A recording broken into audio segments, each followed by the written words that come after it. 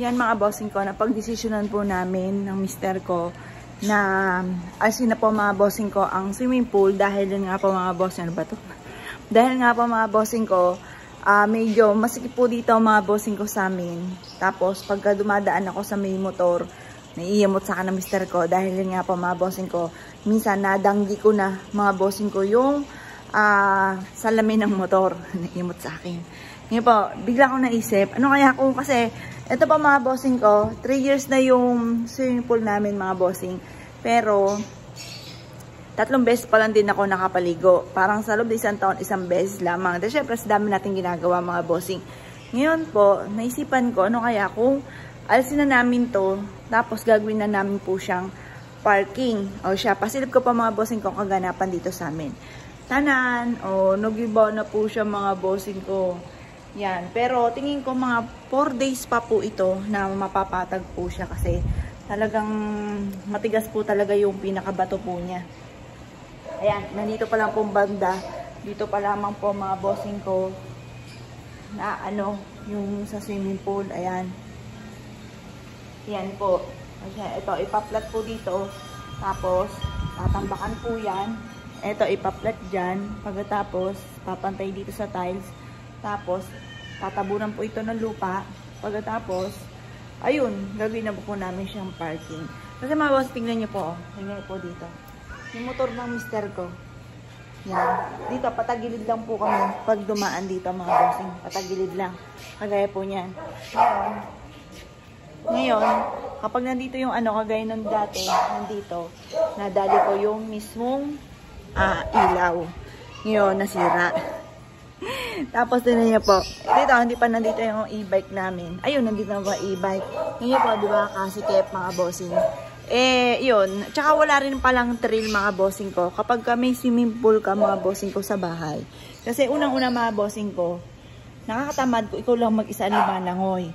Or kaya po mga bossing ko, yung anak ko, gusto po yung bang madami. Kaya dadayo na lang po kami mga bossing ko kung kami ay parang mas may trail pag maraming lumalangoy mga bossing kaysa sa ikaw lang lumalangoy mga bossing yan. Tapos hindi mo rin masasabi talaga na malinis po siya kasi syempre alang araw-araw ka mga bossing ko na magpapalit.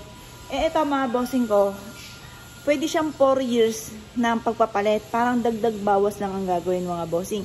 Di ganun pa rin mga bossing, naka-stack po dyan. Tapos, mga aso namin, ngayon, aso namin mga bossing.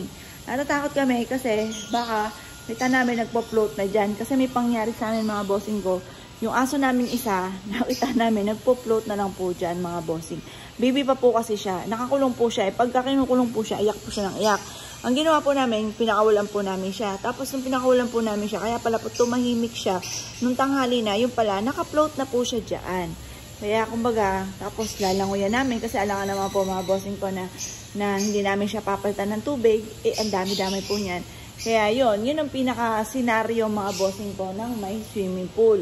Tapos, minsan yung asong yun na napakabait mga bossing ko, yung asong yan, may pagkamagaspang po yan, iihi po yan dito mga bossing. Kaya minsan kung hindi mo nakita, iihi na siya. Siyempre, alangan naman lagi yun natin babantayan. Ngayon, yun, sinisimisita namin po siya. Hoy, huwag ka dyan umihi. Ganun pa mga bossing. Ngayon, pag hindi mo nakita, dito lang siya lagi iihi. Pero dito rin po siya mga bossing ko umiinom na hindi naman maganda sa kanya. Ayan. Tingnan niyo po, delikado, di ba? Yung aso. Nisip ko rin ang kalagayan ng aso mga bossing ko kasi delikado rin siya. Baka, yun nga po, hindi inaasahan. Dumulas po siya. Tingnan niyo po yung asong yan. Oh, hindi natin inaasahan dumulas po siya. Oh, maaaring malunod siya dito kagaya nung nangyari sa amin nung isa naming aso mga bossing ko na nalunod. 'Di ba? Sana kung nandito ako lagi, nakikita ko po siya. Yan. Dagdag bantayin pa po 'yan. Yan po yung isa rin sa mga inaalala ko mga bossing. Baka yung mga aso namin naka-float na po dito kapag nadulas. At saka ayun, parang maraming mga benepisyo namang dulot kumuwawala ito. Bagamat nanghihinayang ako, sabi ng sister ko, kung pwede nga lang daw po ito na tiklupin at iuwi sa kanila, ay ibibigay ko naman talaga. Kaso nga lang, hindi naman pwede mga bossing. Ayan, giba-giba na po siya mga bossing. Hindi naman po siya maiisa-isa dahil kada ng tiles, natutungkab talaga po siya. Yan. Kaso nga lang, talagang puro kasi ito, talagang yung mixer po ang ginamit po dyan. Talagang matibay talaga ang pagkakabit nga ng swimming pool mga bossing. Talagang, tignan niyo po mga bossing, oh. Oh, Yan. Marami rin naman siya mga benepisyon dulot kung mawawala nga naman po siya dito. Unang-una, ang laki ng space nito mga bossing ko ng inano ng swimming pool. Yung sinakop ng swimming pool. Magiging parking na po namin to. Tapos yung kulungan po ng aso po namin, dito namin siya ilalagay. Mas luluwag po siya doon sa may pintuan mga bossing. Mga matanghihinayang talaga ako mga bossing ko dito sa swimming pool. Kaso nga lang po mga bossing yun, naawa po ako kasi baka mangyari na naman yung sa aso nga po namin. Nakita namin, naka-float na po dyan. Nakakaawa naman mga bossing, yung mga aso. Ayan, tingnan natin kung anong ginagawa tong aso namin. Ang tawag namin dito si Clown. Kasi minsan, para pumasok siya dito. Pumasok po ba? Chuchu, o ano, CR ka ba dyan? Ha? CR ka? Anong ginagawa mo dyan? Ha? CR ka ba? Ayan, maligalig po yung asong yan. Ayan. Ano siya doon? Halika, labas ka na dyan. Labas na. O, mukhang CR po muna siya. Sige, bahala ka na dyan. May pagkamaligalig po yan mga bossing. Yan yung pinakamaligalig. Pero yung si Lawan at saka si Laken, maayos naman po siya. Yan. Ngayon, sabi ng mister ko, todo ano sa akin ng mister ko, sige, alisin na nga natin yung swimming pool kasi nga yung mga motor po niya. Yan. Tapos, yun daw aking mga halaman mga bossing ko. Yung mga halaman ko ay mas lalawak pa daw siya doon. Kasi yung mga halaman ko mga bossing. Yan.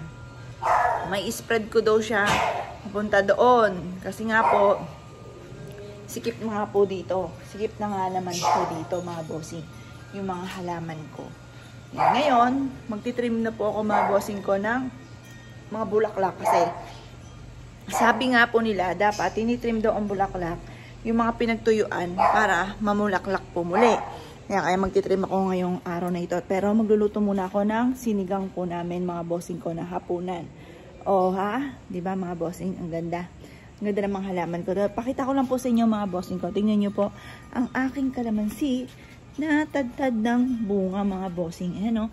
Kita nyo pa mga bossing. Ang dami-daming bunga. O ha? Ang dami po niyang bunga. Yan rin po. O, ang daming bunga. Yan. Tapos ito yung luya na ang laki-laki na mga bossing ko na tinuso ko lang po dyan mga bossing. O, ang dami-dami pong bunga mga bossing. Diba? Tapos yun yung lemon ko mga bossing. Yan. Marami rin po siya. Yun pa o. Madami po siyang bunga. Hitik po siya ng bunga yung aking lemon mga bossing. Yan. Naishare ko lang po mga bossing ko. Yan yung aking libangan. Tapos ito yung aking siling labuyo mga bossing ko na may bulaklak na mga bossing. Hindi na ako bibili ng mga ganyan kasi may tanim na ako. May tanim na rin po ako mga bossing ko na okra mga bossing. Taman nyo po ha, okra ko. Yan. May tanim din ako. Nagtanim ulit ako ng tanglad. Tapos yung kiat-kiat. Tapos yung aking mga okra. Tapos eto mga bossing ko ang aking kalamyas. Eto yung aking rambutan mga bossing. Yan, meron din akong avocado mga bossing ko. Pero mga nakatanim lang siya sa paso mga bossing. Yan pa mga bossing yan. O, yan ang aking garden. Ngayon, lalawak pa po siya kasi ito nga, pwede siyang i-ano namin hanggang dun. Kasi nga po, malawak po itong space na to. Masyadong malapad po siya. Kaya pag ito na flat na po siya, nalagyan na ng tiles, mas lalawak po dito mga bossing. Tapos dito ilalagay ng anak ko yung basketball court na inilagay niya sa labas. Para anytime, kasi may bubong naman po siya. Anytime dito, kahit tanghali, pwede siyang mag-shoot-shoot mga bossing.